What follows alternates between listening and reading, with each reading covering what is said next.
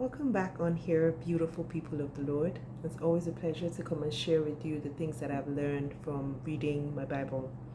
And today I'll be sharing the lessons that I learned from Leviticus 19 to 21. The instructions from God to Moses for the people of Israel regarding personal conduct was a reiteration of the 10 Commandments and then some. But there was more details and some additions. And what really came through for me was what Jesus had told the Pharisee who questioned him in Matthew 22:36 regarding the most important commandment in the law of Moses. And he replied him telling him it was basically love for God and love for his neighbor. Summing all of these up. So basically everything that God had given to them here was really summed up in what Jesus told the Pharisee, obviously in the future. There were a lot of commandments and laws given in chapter 19, and it made me think of those that might still apply today and those that don't.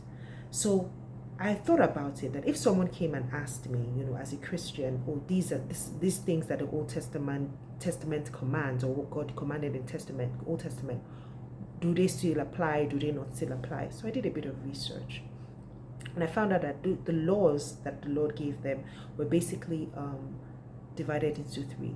So there were civil laws, ceremonial laws, and moral laws. So remember that the Israelites, right, were living like a pack of nomads, for lack of a better word.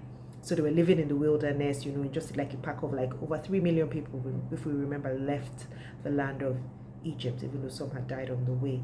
So God had to give them laws, right, to make sure that they weren't living like barbarians. Because imagine if like there was a breakdown in society, for example, today, people would just take laws into their own hands.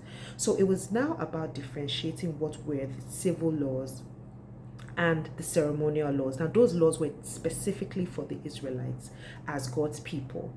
And then the moral laws are laws that, had God in them. That's God's character were shown through those moral laws, and those are the laws that still stand till today.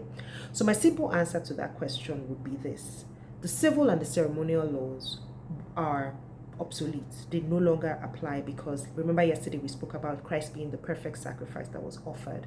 So those are gone. But the moral laws are the ones that don't change, because they reflect Christ and God's character. So for example, I would say moral. So they gave them all sorts of laws, like maybe the laws of like the ceremonial cleaning and all. We know there's no such thing right now, because those sacrifices are not required. But then laws about stealing, killing, murder, and all of those things are moral laws, and they still stand. So for me, it really is about now differentiating which laws are which and which ones we should apply. And for me, I've asked the Holy Spirit to just always help me, and I'd ask you to do the same, so that when people come and ask you questions, you're not blindsided by, but in the Old Testament, they said keep the Sabbath, for example.